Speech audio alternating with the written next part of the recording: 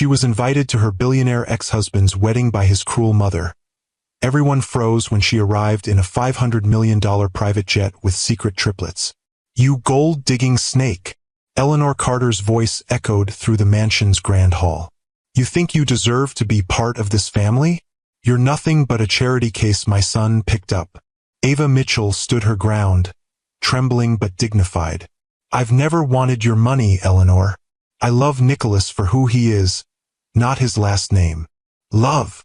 Eleanor sneered, stepping closer. "Girls like you don't know the meaning of the word." "Please stop," Ava whispered, tears threatening to fall. "This has gone on long enough." The sound of Eleanor's palm striking Ava's cheek cracked through the air like a gunshot. Before Ava could even register the sting, Eleanor crumpled to the floor with a theatrical wail. "She hit me!" Eleanor screamed as household staff rushed in. "Nicholas, your wife attacked me!" Nicholas Carter burst through the doors, his eyes darting between his sobbing mother on the floor and his stunned wife standing above her. "I can't believe you would lay a hand on her," he said, his voice ice-cold as he knelt beside his mother. "Nicholas, I didn't. She hit me first, I swear," Ava pleaded, reaching for him. "Have you ever had your entire world shattered by someone who was supposed to love you unconditionally? Someone who chose to believe the worst about you without even asking for your side of the story? If you've ever been betrayed by the person you trusted most, give this video a like, because the revenge that follows will make your heart soar. Hi, my beautiful sisters. Before we get into today's story, I want to remind you of something important. Sometimes the people we love the most will believe lies about us. They'll turn away not because we did wrong, but because they couldn't see our truth. But listen to me, your value doesn't vanish because someone failed to recognize it. No matter how the world tries to break you, keep your head high, keep your peace. And when it's time, your strength will speak louder than any rumor, and your growth will silence every lie. So if you're listening right now, I want you to type this in the comments. My peace is my power. Because real victory isn't in revenge. It's in becoming everything they said you couldn't be. I'm Mr. Harrison, and today I'm sharing the remarkable story of a woman who lost everything, only to rise from the ashes stronger than anyone could have imagined. Before Ava Mitchell became the formidable CEO of a multi-billion-dollar tech empire, she was simply a brilliant young woman with dreams bigger than her circumstances. Growing up in a modest neighborhood in Chicago, Ava had always been exceptional, graduating top of her class, earning scholarships that her family could never have afforded, and eventually landing a coveted position at Carter Enterprises, one of the country's largest conglomerates. "Your resume is impressive, Ms. Mitchell," Nicholas Carter had said during her interview, his gray eyes studying her with unexpected warmth. "But what interests me more is what isn't on paper. Why technology? Why Carter Enterprises specifically?" Ava hadn't given him the rehearsed answer she'd prepared. Instead, she spoke from the heart. Because technology should serve everyone, not just those who can afford it. And because Carter Enterprises has the resources to make that happen, if it chooses to. Her boldness had surprised them both. Most candidates tiptoed around the billionaire CEO, careful not to challenge or contradict. But Ava had never learned to make herself small, even in the presence of power. Nicholas had smiled then, a genuine smile that transformed his usually serious face. "Most people tell me what they think I want to hear. You just told me what I need to hear." That was the beginning. Ava quickly proved herself invaluable, her innovative ideas and ethical approach to business catching Nicholas's attention time and again. Their professional relationship evolved into friendship, and then, despite the whispers and raised eyebrows throughout the company, into something deeper. "They're saying I only promoted you because we're dating," Nicholas told her one evening as they walked through Central Park, away from the prying eyes of colleagues and business associates. Ava had stopped walking, turning to face him directly. "And what do you say to that?" "I say they're half right," he'd replied, taking her hand. "I promoted you because you're brilliant. I'm dating you because you're the first person who's ever seen me as just Nicholas, not as the Carter heir or the CEO." Their love story should have been simple. Two people who respected and challenged each other, who shared values and vision despite their different backgrounds. But there was one obstacle neither of them had fully prepared for: Eleanor Carter. From the moment Nicholas introduced Ava to his mother, Eleanor had made her disapproval crystal clear. Not through outright rejection, Eleanor was too sophisticated for that, but through 1,000 tiny cuts disguised as concern. "Darling, are you sure Ava will be comfortable at the charity gala? These events can be so intimidating for people who aren't used to our world. Nicholas, I've set you up with Victoria Astor for the museum benefit. Ava won't mind, will she? It's just business, after all. I'm just worried she's moving rather quickly into your life. A woman in her position, well, one has to consider all possibilities." Nicholas had defended Ava initially, brushing off his mother's concerns with good-natured rebuttals. "Mother, Ava graduated from Harvard. I think she can handle a charity gala." Or, "Mother, Ava isn't in a position. She's the most talented executive in my company." But Eleanor was patient and persistent. Like water wearing away at stone, she worked to erode Nicholas's confidence in his relationship, planting seeds of doubt that would later bloom into suspicion. Despite Eleanor's interference, Nicholas proposed to Ava after a year of dating, presenting her with a ring that had belonged to his grandmother. A woman who, he told Ava, valued character over status, just like you do. The wedding was intimate by Carter standards, only 300 guests instead of the 1,000 Eleanor had pushed for. Ava wore a gown that balanced elegance with simplicity, her natural beauty needing no extravagant embellishment. And when Nicholas recited his vows, promising to stand by her in joy and sorrow, in plenty and want, in success and failure, Ava had believed him with her whole heart. For a while they were happy. Ava continued to rise through the ranks at Carter Enterprises, her division's profits doubling under her leadership. Nicholas began implementing her vision for more accessible technology, launching initiatives that brought cutting-edge innovations to underserved communities. Together, they were not just successful but meaningful, a power couple using their influence for positive change. But Eleanor never stopped her campaign. When Nicholas was away on business, she would invite Ava to lunch, ostensibly to bond, but really to remind her of all the ways she didn't belong. She questioned Ava's decisions, undermined her authority with the household staff, and constantly referenced Nicholas's ex-girlfriends, all from suitable families. "You know, Nicholas and Sophia Westfield dated for nearly 2 years, Eleanor would say casually. "Her father sits on 3 international boards. Such a lovely family. They still ask about him." Ava tried to build bridges, to find common ground with the woman who had raised the man she loved. "I know you want what's best for Nicholas," she told Eleanor during one particularly tense dinner. "So do I. Can't that be enough?" Eleanor had smiled thinly. "What's best for my son is his birthright. To lead this family and this company with someone who understands our legacy. I'm not convinced that's you, my dear." The final confrontation came 18 months into their marriage. Ava had discovered she was pregnant but hadn't yet told Nicholas, wanting to surprise him when he returned from a business trip to Tokyo. She'd gone to the Carter mansion to share the news with the household staff who had become like family to her, unaware that Eleanor was hosting a luncheon for her society friends. Ava overheard Eleanor in the drawing room, her voice carrying clearly through the partially open door. "Of course I'm worried about Nicholas's judgment lately. The company initiatives for those inner-city schools are bleeding money, and that's entirely Ava's influence. She's changing him, and not for the better." "You never approved of her, did you, Eleanor?" one of the women asked. "How could I? She's clever, I'll grant her that. Worked her way into his heart and his company. But mark my words, she's after the Carter fortune. Women like her always are." Ava had pushed open the door then, unable to listen to another word. "Women like me, Eleanor? Educated women? Hard-working women? Or just women you've decided aren't good enough because they weren't born into wealth?"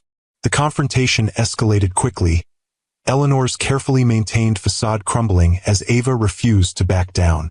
And then came the slap, the fall, the accusation, and Nicholas's devastating choice to believe his mother over his wife. Within a week, divorce papers were delivered to the hotel where Ava had been staying. Nicholas hadn't called, hadn't texted, hadn't given her any opportunity to explain. The papers cited irreconcilable differences and offered a settlement that, while generous by normal standards, felt like a pittance compared to what Ava had lost: her marriage, her job, her faith in love itself. It was only after signing the papers that Ava confirmed what she had suspected. She was pregnant, not with one child, but 3 triplets. 3 innocent lives who would bear the Carter genes, but if Ava had anything to say about it, none of the Carter cruelty. "I won't fight you for money," she had written in her final communication to Nicholas. "Keep it all.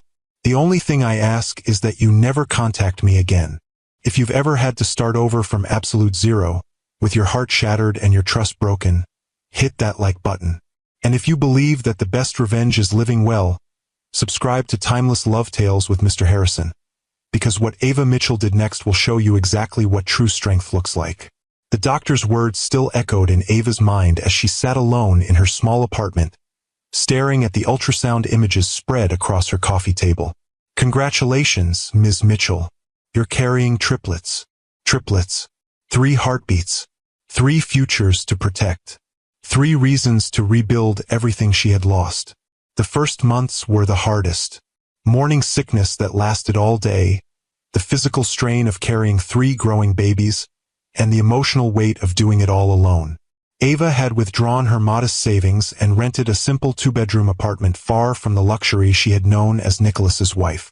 She applied for jobs under her maiden name, hoping to avoid the whispers that would inevitably follow the ex-Mrs. Carter. "We're looking for someone with more recent experience," one interviewer told her, not meeting her eyes. "Your qualifications are impressive, but we're concerned about your ability to commit long-term," said another, glancing pointedly at her growing belly. By her 6th month of pregnancy, Ava had been rejected from 12 positions she was overqualified for. Her savings were dwindling, and the reality of supporting 3 newborns loomed like an approaching storm. But if there was one thing Eleanor Carter had taught her, it was that when backed into a corner, you either break or you fight. Ava chose to fight. Late one night, unable to sleep as the triplets kicked restlessly inside her, Ava began sketching an idea that had been forming in her mind. An AI-driven platform that could make advanced technology accessible to small businesses and educational institutions that couldn't afford enterprise-level solutions. She worked until dawn, filling pages with code architecture and business models. The next day, she called the one person from her previous life she still trusted: Marcus Chen, a brilliant developer who had worked under her at Carter Enterprises and had quit in protest after her departure. "I need a partner," she told him bluntly when they met at a quiet cafe. "Someone who believes in democratizing technology as much as I do. Someone who isn't afraid of starting from nothing." Marcus studied the business plan she'd created, his expression shifting from curiosity to excitement. "This could work, Ava, but it would take significant investment, and venture capital firms aren't exactly lining up to fund heavily pregnant women with no current income." "Then we bootstrap," Ava replied, determination hardening her voice. "I have enough to keep us afloat for 3 months. By then, we need a working prototype to attract angel investors." Marcus hesitated, then nodded. "I'm in. But what are we calling this venture?" Ava looked out the cafe window at the horizon stretching beyond the city skyline. Horizon Technologies. Because no matter how dark the night, the dawn always comes. They worked from Ava's apartment, converting the 2nd bedroom into a makeshift office. Marcus handled the technical development while Ava, despite her advancing pregnancy, focused on the business strategy and initial client outreach. They worked 18-hour days, fueled by determination and instant noodles. 2 weeks before her due date, Ava secured their first client, a community college desperate for affordable technology solutions. The contract wasn't large, but it was proof of concept. Proof that her vision had value. The triplets arrived on a stormy April morning, 2 boys and a girl, each perfect and strong despite being born slightly premature. Ava named them Noah, Ethan, and Grace. As she held them for the first time, exhausted but exhilarated, she made them a silent promise. They would never know want. They would never feel unwanted. and they would grow up knowing their worth came from within, not from a last name or a bank account. They have his eyes, the nurse commented innocently, unaware of the story behind the 3 newborns with distinctive gray eyes. They have their own eyes, Ava corrected gently, and they'll see the world their own way. Motherhood and entrepreneurship proved a brutal combination.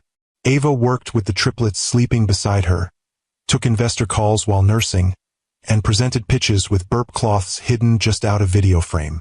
Marcus became not just a business partner but a surrogate uncle to the children, stepping in when Ava needed an extra pair of hands or a few hours of uninterrupted sleep. Their breakthrough came when the triplets were 8 months old. An educational technology conference in San Francisco, where Ava presented their AI platform to a room full of skeptical industry veterans. She had brought the triplets with her, unable to leave them behind, and had paid a local college student to watch them in the hotel room during her presentation. Ms. Mitchell, one investor had challenged during the Q&A, "Your technology is impressive, but your company lacks the infrastructure and capital to scale. Why should any serious institution take a chance on Horizon?" Ava had smiled, thinking of the 3 babies waiting for her upstairs. "Because we understand something the tech giants have forgotten. Innovation isn't about who has the most resources. It's about who has the most resourcefulness. Horizon was built from nothing, by people who refused to accept limitations. That's exactly the spirit we bring to our clients' challenges." By the time she returned to the hotel room, Horizon had secured its first major investor and 3 new clients. The dawn she had promised Marcus was finally breaking. The next 4 years were a blur of growth, both for Horizon Technologies and for the triplets. The company expanded rapidly, its revolutionary approach to AI accessibility filling a market gap no one else had addressed. Ava's vision of technology that served everyone, not just the wealthy, resonated with clients from school districts to small businesses to international nonprofits. Noah, Ethan, and Grace thrived under their mother's loving but firm guidance. They were bright, curious children who inherited Ava's quick mind and, though she would never admit it aloud, Nicholas's natural charisma. They attended a progressive preschool where they were known simply as the Mitchell triplets. Their Carter heritage a secret Ava kept closely guarded. "Mommy, why don't we have a daddy?" Grace asked one evening as Ava tucked her into bed. At 4, she was already the most perceptive of the 3, with an emotional intelligence that sometimes caught Ava off guard. "Some families have a mommy and daddy, some have 2 mommies or 2 daddies, and some, like ours, have just one parent," Ava explained, smoothing Grace's dark curls. "But what matters isn't how many people are in a family, it's how much love there is." "But where is our daddy?" Ethan persisted from his own bed across the room. "Did he die?" Ava took a deep breath. She had always promised herself she would never lie to her children, even about their father. "No, he didn't die. He lives in New York. But he doesn't know about you 3. "Why not?" Noah asked, his gray eyes, so like Nicholas's, wide with confusion. "Because sometimes grown-ups make mistakes," Ava said carefully. "Your father and I loved each other once, but things happened that made it impossible for us to stay together. And by the time I knew you 3 were coming, we had already said goodbye. Couldn't you call him and tell him now?" Grace suggested with a child's simple logic. Ava kissed her daughter's forehead. "It's complicated, sweetheart. But know this, you 3 are the best things that ever happened to me. And someday, when you're older, I'll tell you the whole story." That someday came sooner than Ava had expected, arriving in the form of a cream-colored envelope with the Carter family crest embossed in gold. The invitation sat on Ava's desk at Horizon's headquarters, an elegant intrusion from a past she had worked so hard to leave behind. Nicholas Carter was getting married again, to Vanessa Sinclair, daughter of a banking dynasty and, according to the society pages Ava had studiously avoided, the perfect complement to the Carter legacy. What made the invitation truly cruel was the handwritten note that accompanied it, penned in Eleanor Carter's distinctive script. "You should see what real class looks like. For years of building a new life, of raising her children, of creating a company valued at over $3 billion, and Eleanor still saw her as the charity case who had temporarily ensnared her son. You're not actually considering going, are you?" Marcus asked when he found Ava staring at the invitation, her expression unreadable. I don't know, Ava admitted. Part of me wants to tear this up and forget it ever arrived. But another part wants to show up in a blaze of glory and watch their jaws hit the floor? Marcus finished with a knowing smile. Can't say I'd blame you. Ava shook her head. It's not about revenge. It's about... She paused, searching for the right words. Closure, maybe. Or perhaps it's about finally standing in front of them not as the woman they discarded, but as the woman who rebuilt herself into something stronger. That evening, as the triplets played in the living room of the penthouse apartment that now served as their home, Ava stood on the balcony, watching the city lights flicker to life. The invitation lay on the table beside her, Eleanor's mocking words facing up toward the darkening sky. If you've ever been underestimated, if you've ever been told you weren't enough, hit that like button right now. And if you want to see what happens when someone tries to humiliate a woman who has nothing left to lose and everything to prove, subscribe to Timeless Love Tales with Mr. Harrison. Because what happens next at this wedding will leave you breathless. The Carter-Sinclair wedding was destined to be the social event of the season. The New York Times style section had already dubbed it the merger of old money and new technology, a union that would solidify the Carter dynasty for generations to come. The venue, a sprawling Westchester estate with manicured gardens and a private airstrip for the most elite guests, had been secured a year in advance. The guest list read like a who's who of finance, technology, and old money aristocracy. Eleanor Carter had overseen every detail personally, from the hand-calligraphed invitations to the rare orchids imported from Thailand for the centerpieces. This wedding would be her crowning achievement, proof that she had successfully steered her son back to the proper path after his unfortunate detour with Ava Mitchell. Are you sure about this? Marcus asked as he helped Ava prepare for the event. They stood in her office at Horizon headquarters, where a team of stylists had been discreetly brought in. You don't owe them anything, least of all your presence. Ava studied her reflection in the full-length mirror. The gown she had chosen was a masterpiece of understated elegance, a deep midnight blue that complemented her warm brown skin, with clean lines that spoke of confidence rather than flash. No Carter diamonds adorned her neck or wrists. Instead, she wore a single piece of jewelry, a pendant containing 3 tiny birthstones representing her children. I'm not going for them, she said, meeting Marcus's concerned gaze in the mirror. I'm going for myself, and for Noah, Grace, and Ethan. They deserve to know where they come from, even if that knowledge comes with difficult truths. And you're really bringing them? The children have never even met Nicholas. That's precisely why they need to be there. Ava turned to face her friend directly. I've protected them from this part of their heritage for 4 years, but I can't shield them forever. Better they learn about their father on my terms than discover the truth from someone else later. Marcus nodded slowly. Just promise me one thing: if it gets ugly, you'll leave.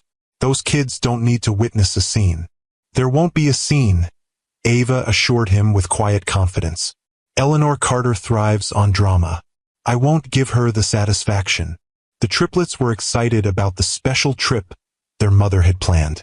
Dressed in coordinating outfits that Ava had carefully selected, formal enough for the occasion but still appropriate for 4-year-olds.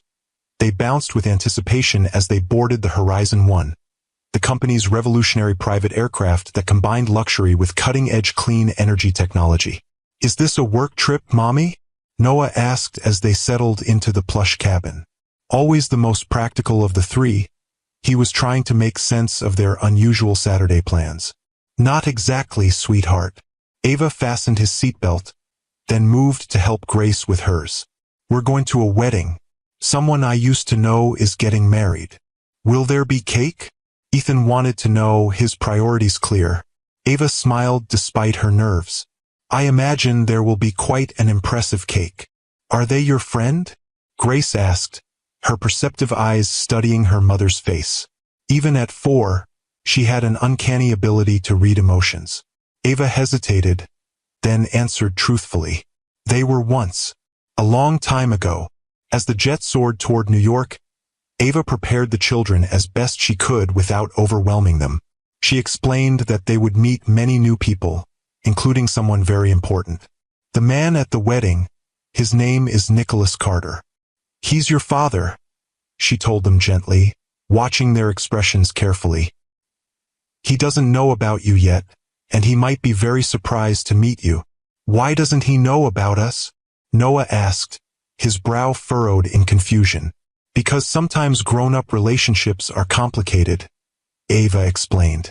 Your father and I parted ways before I knew you three were coming. Today will be the first time he sees you. Will he be happy to meet us? Ethan wondered, a hint of vulnerability in his voice. Ava gathered all three close, her heart aching with love for these innocent children about to face a situation no 4-year-old should have to navigate. I believe he will be very surprised, but also very amazed by what wonderful children you are. Just remember, no matter what happens today, you three are the most important people in my life, and nothing will ever change that. The distinctive sound of the Horizon 1's engines announced their arrival at the Westchester estate. The jet, recognizable to anyone who followed business news, caused an immediate stir among the wedding guests already gathered in the gardens below. Heads turned, conversations paused, and phones were raised to capture the unexpected arrival. Inside the main tent, where the ceremony was minutes from beginning, Eleanor Carter was in her element. Dressed in an exclusive designer ensemble that had cost more than most people's annual salary, she moved among the guests like royalty, accepting compliments on the exquisite arrangements and her son's excellent choice of bride. Vanessa is everything we could have hoped for, she told a cluster of society matrons, her voice carrying just enough to ensure nearby journalists could include the quote in their coverage. The Sinclair family values align perfectly with the Carter legacy. This union will strengthen both dynasties. Nicholas stood near the altar, handsome in his bespoke tuxedo, smiling and shaking hands with well-wishers. To casual observers, he appeared every inch the successful billionaire about to marry the perfect society bride. But those who knew him well might have noticed that his smile never quite reached his eyes that occasionally darted to the entrance as if searching for something, or someone. The first indication that something unexpected was happening came when the wedding planner's assistant rushed in, whispering urgently to her boss. The planner's eyes widened, and she quickly made her way to Eleanor's side, murmuring something that caused the older woman's composure to falter momentarily. What do you mean, Ava Mitchell has arrived? Eleanor hissed, keeping her voice low but intense. She wasn't supposed to actually come. The invitation was merely a reminder of her place. Before the planner could respond, the distinctive sound of jet engines grew louder, and guests began moving toward the windows and doors, curious about the commotion. Eleanor followed, her champagne flute clutched tightly in her manicured hand. The Horizon 1 completed its landing on the private airstrip adjacent to the estate, an arrival point reserved for only the most elite guests. As the aircraft taxied to a stop, the Carter Sinclair wedding guests watched in fascination, many recognizing the revolutionary jet that had been featured in everything from Forbes to National Geographic for its groundbreaking technology. Isn't that Ava Mitchell's company jet? Someone whispered loudly enough for Eleanor to hear. The one that runs on that new clean energy system? Eleanor's champagne glass froze halfway to her lips. Who invited? She began, but the words died as the aircraft's door opened and a figure appeared at the top of the stairs. Ava Mitchell descended from the jet with the grace that had always been her hallmark, the afternoon sun catching the subtle shimmer in her gown. But it wasn't her appearance that caused the collective gasp from the assembled guests. It was the three children walking beside her. 3 beautiful 4-year-olds, dressed impeccably, holding their mother's hands.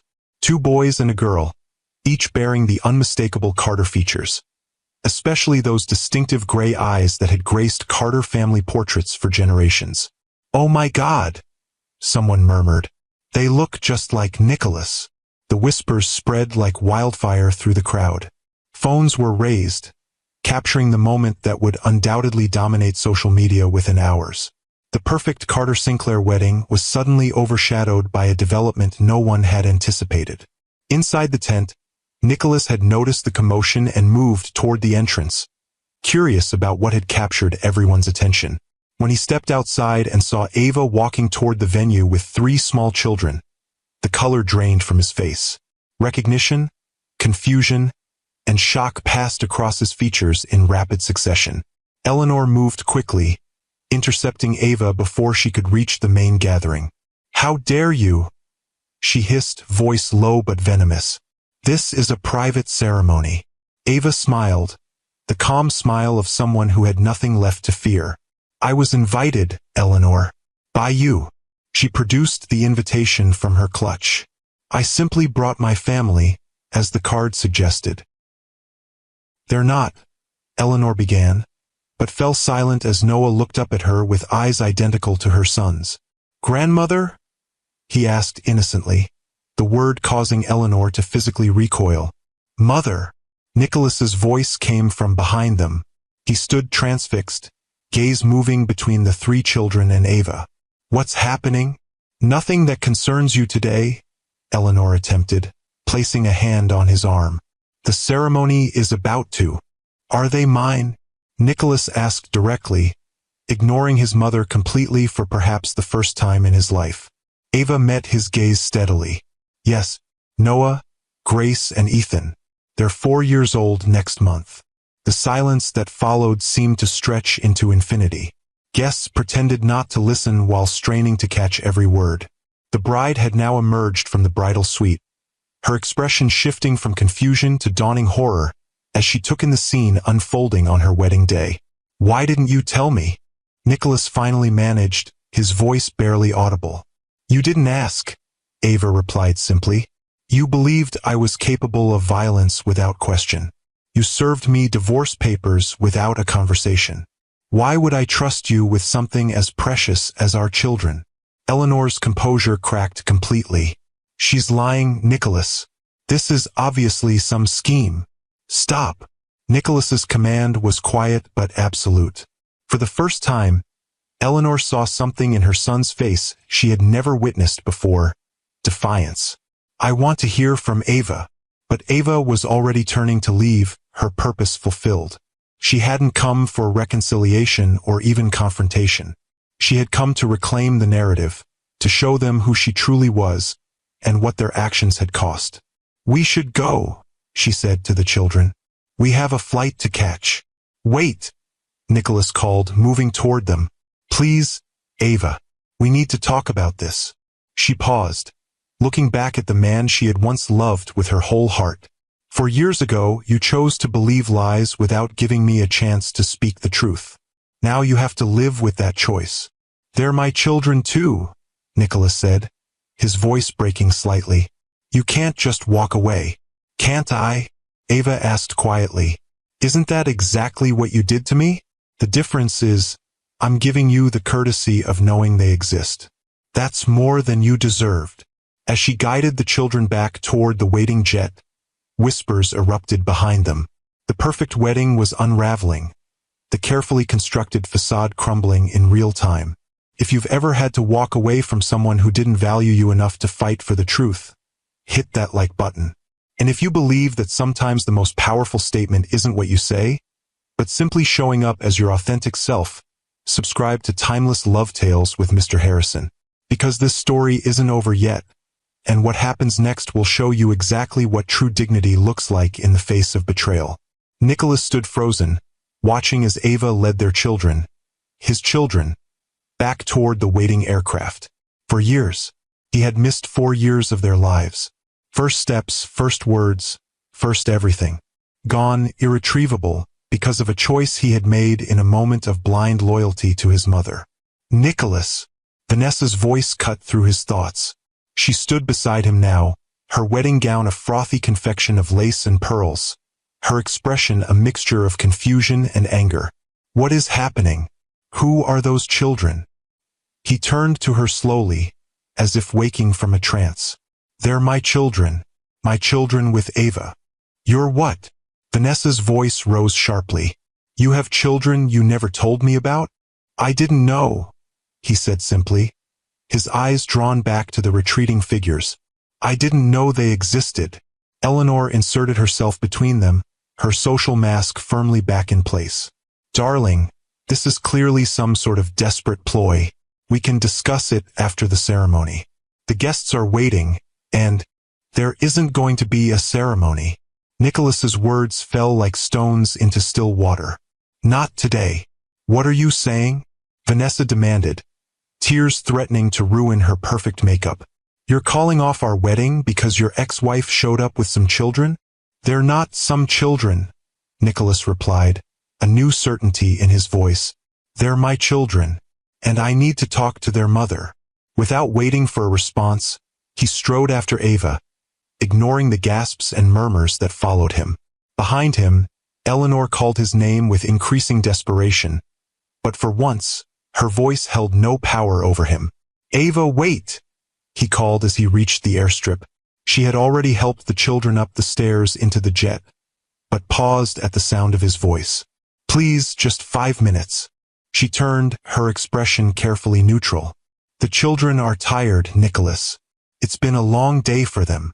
I understand, but I can't let you leave like this. Not again. He stopped at the bottom of the stairs, looking up at her. 4 years ago, I made the worst mistake of my life. I chose to believe a lie because it was easier than facing a truth that would have forced me to stand up to my mother. I've regretted it every day since. Regret doesn't change what happened, Ava replied, though something in her expression softened slightly. It doesn't erase the fact that you threw away our marriage without even giving me the chance to defend myself. You're right. Nothing can change that. Nicholas took a step up the stairs, then stopped, respecting her space. But please don't punish our children for my mistake. They deserve to know their father, even if that father was once a coward who didn't deserve their mother. Ava studied him for a long moment, weighing his words against 4 years of raising their children alone. Finally, she spoke. I'm not keeping them from you out of punishment, Nicholas. I'm protecting them from experiencing the same betrayal I did. How do I know you won't choose your mother over them too, when it matters most? Before Nicholas could respond, a small face appeared in the doorway behind Ava. Grace, her dark curls framing a face that was so clearly a blend of both her parents, looked at Nicholas with curious eyes. Are you really our daddy? She asked, her voice carrying clearly in the tense silence. Nicholas felt his heart constrict at the simple question. Yes, he answered, his voice thick with emotion. I am. Why haven't you visited us before? Noah appeared beside his sister, his expression more guarded, more skeptical. At 4 years old, he already showed signs of the protective instinct that would shape his character.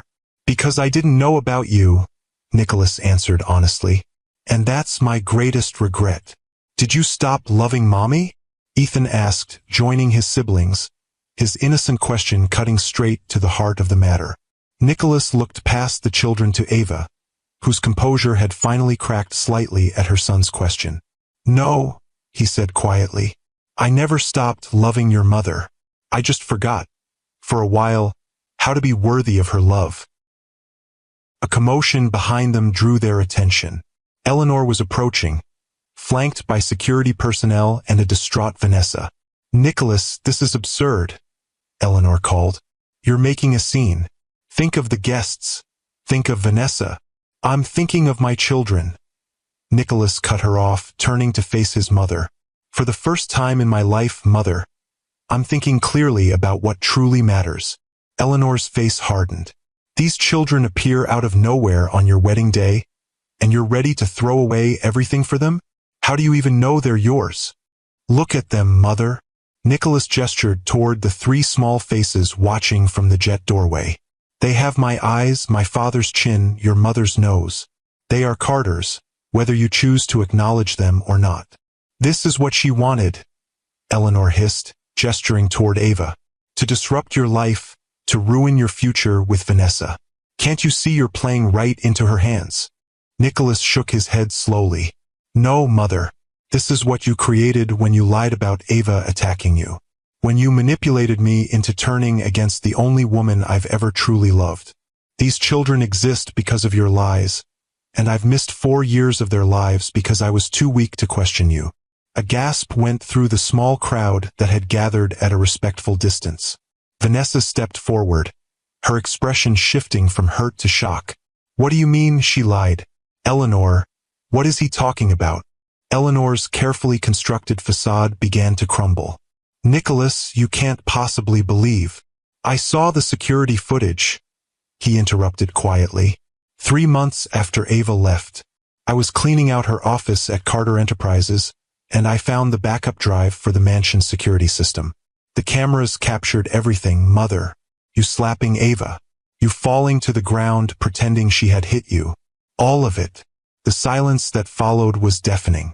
Eleanor's face drained of color as she realized her carefully constructed narrative was collapsing around her.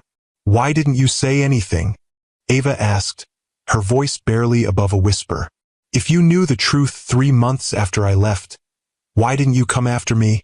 Nicholas's shoulders sagged with the weight of his confession. Pride. Shame. By the time I discovered the truth, you had disappeared completely. Changed your number, moved away. The divorce was final. And I couldn't face what I had done. How easily I had betrayed you. Ava absorbed this new information, her mind racing to recontextualize the past 4 years.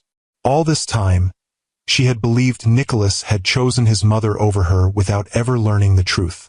To discover he had known, had carried that knowledge while she struggled alone with pregnancy and new motherhood, opened fresh wounds she thought had long since scarred over. You knew, she repeated, her voice stronger now. You knew, and you let me walk away. You let me raise our children alone. I have no excuse, Nicholas admitted. Only an explanation that sounds hollow even to my own ears. I told myself you were better off without me, that I didn't deserve a second chance, that finding you would only bring more pain into your life. That wasn't your decision to make, Ava said, anger finally breaking through her careful composure. Those children deserved a father. Whether or not you deserved a second chance with me was irrelevant. The triplets had grown quiet, sensing the gravity of the adult conversation happening before them.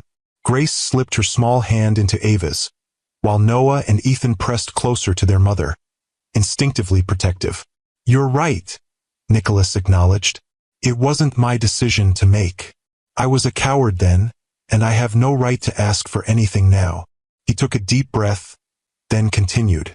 But I'm asking anyway, not for forgiveness, I haven't earned that, but for a chance to know my children, to be part of their lives in whatever way you deem appropriate. Eleanor stepped forward again, her voice taking on the commanding tone that had shaped Nicholas's entire life. Nicholas, you're not thinking clearly. This is your wedding day. Hundreds of guests are waiting. The merger with Sinclair Industries depends on this marriage. You can't throw everything away on a whim. For the first time, Nicholas smiled. A sad, knowing smile that acknowledged the manipulation that had controlled him for so long. That's where you're wrong, Mother. This isn't a whim. This is the first truly clear decision I've made in years. He turned back to Ava. Whatever you decide, I'll respect it. But please, don't leave without giving me some way to contact you, to begin making amends to our children. Ava looked at the 3 small faces turned up to hers, then at Nicholas, and finally at Eleanor and the wedding guests watching from a distance. In that moment, she realized that her journey had come full circle. For years ago, she had left this world broken and alone. Now she stood before them whole, successful, and surrounded by the love of her children. We're staying at the 4 Seasons tonight, she said finally. You can come by tomorrow morning at 10. The children and I will have breakfast with you, and we can begin discussing what happens next. Relief washed over Nicholas's face. Thank you. I'll be there. As Ava turned to guide the children back into the jet, Eleanor made one last desperate attempt. Ava, surely you can see that this disruption is inappropriate. If you truly cared about these children, you wouldn't use them as pawns in whatever game you're playing. Ava paused, then turned to face her former mother-in-law directly. They're not pawns, Eleanor. They're children, your grandchildren. And they're not a game or a disruption or a scheme.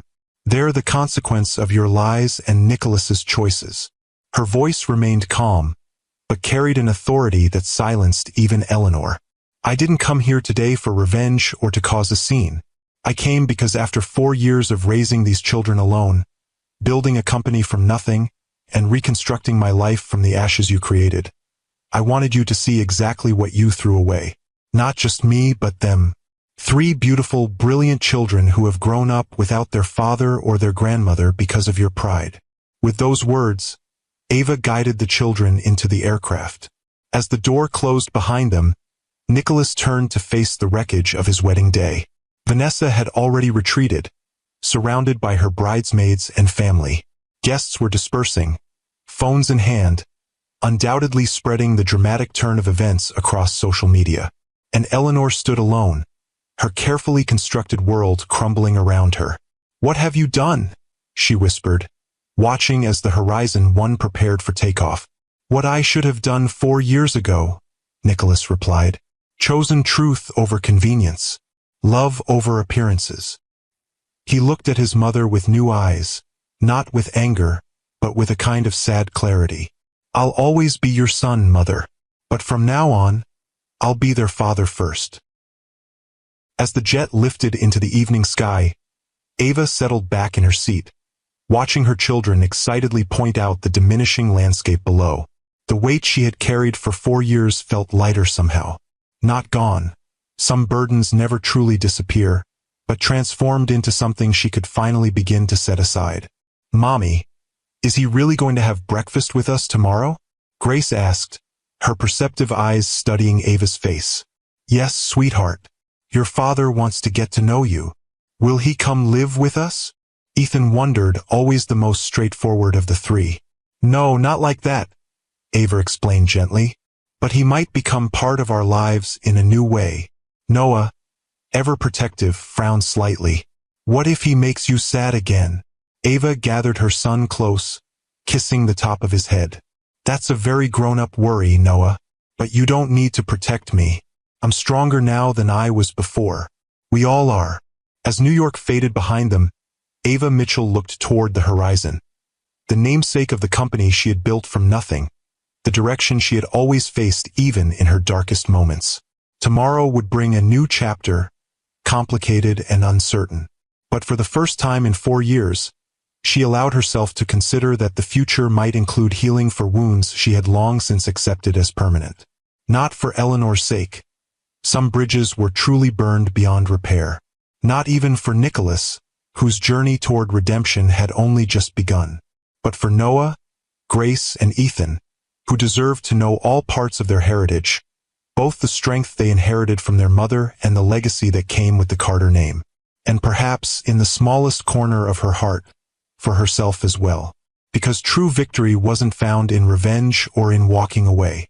It was found in moving forward with grace, in showing her children that even the deepest wounds could heal, and in the quiet dignity of offering second chances when they were truly earned. If the story touched your heart, please hit that like button and subscribe to Timeless Love Tales with Mr. Harrison. I'd love to hear your thoughts in the comments below. Have you ever had to find the strength to offer someone a second chance? Or have you had to rebuild your life after betrayal? Remember that sometimes the greatest power isn't in walking away, but in setting the terms for how someone can walk back into your life. Until next time, this is Mr. Harrison, reminding you that true class isn't about wealth or status. It's about facing life's challenges with dignity, strength, and an open heart.